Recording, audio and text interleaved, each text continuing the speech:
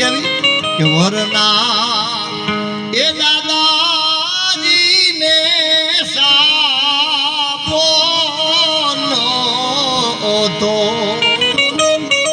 એ જાન મોડી આવશે. બળદગાડામાં જાન જતી, બળદગાડામાં જાનની તો પછીની વાત છે.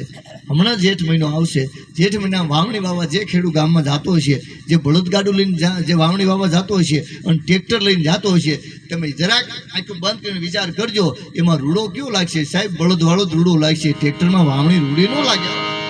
થોડું કુદરતી છે સાહેબ. હે, થોડાક છાંટા પડી જાય તમે 2 વીઘા વાવી શકો, પણ બળદ હોય તો, ટ્રેક્ટર હોય તો બીજે દી ખેતરમાં ઘરે, બાકી ન ઘરે સાહેબ.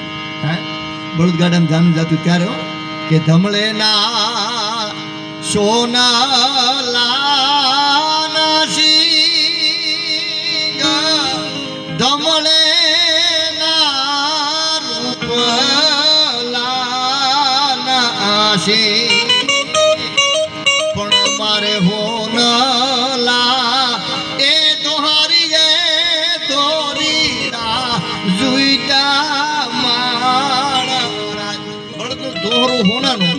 હવે સાંભળી લીધું, એ લાકડું કેવડું હોય, આપણે વાંપ થાય એવડું જાડું અવડું હોય, એ હોનાનું હોય. બળદના હિંગડા છે જો રૂપાના ચાંદીના હોય તો એટલા બધું હોનું ચાંદી હોય તો કોઈ બળદગાડામાં જાન ન જાય, હેલિકોપ્ટર ન ઉતારીએ. પણ નહીં, મેઘાણી મૂકી એક ગરીબ માણસનો દીકરો ભણતો હોય, આ ગીત ગવાતું હોય, આપણે એમ થાય કરોડપતિ દીકરો ભણવા જાય. આ ગીતો હિંમત દેવા માટે હતા.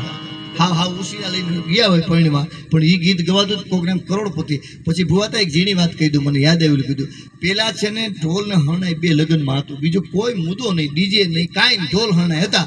વરરાજો આવે ને જાન આવે મારે થઈ આડા ફરે, ઢોલ ને હરણાઈ 2 જ હોય. હવે એક જગ્યાએ બન્યું તું એવું, હવે તમને એક ટૂંકી વાત કહી દઉં. અજયભાઈ બન્યું એવું, એ ઉતારા વરરાજાને દેવાના ને વાથી ઢોલ ને હરણાઈ. હવે ઢોલીને કીધેલું હોય વરરાજો હાલતો થાય તારે આડું ફરી જવું ગમે ને, કારણ તો જ પૈસા થાય ને. હા દઈ દો, વિડીયો દઈ દો, પછી વાત કરું.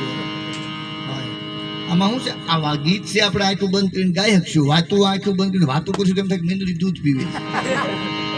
હા, આમ ટાવર ન મળે ને એટલા માટે ભુવા હતા એવું નક્કી કર્યું. અને ઢોલ ને હણે આડા ફરે એટલે એમાં એના દાજ થાય ને 2 રૂપિયા થાય એ લોકોને. એટલે હવે એમાં એક જાનને ઉતારા દેવાના, ઢોલ હણાય, ઢોલી તો આમ જાપે જ બેઠું હોય. હવે તેથી કાંઈ બાથરૂમના સલણ તો હતા ને, વરરાજાને રાતે દૂધ પાક ખવાઈ ગયો છે.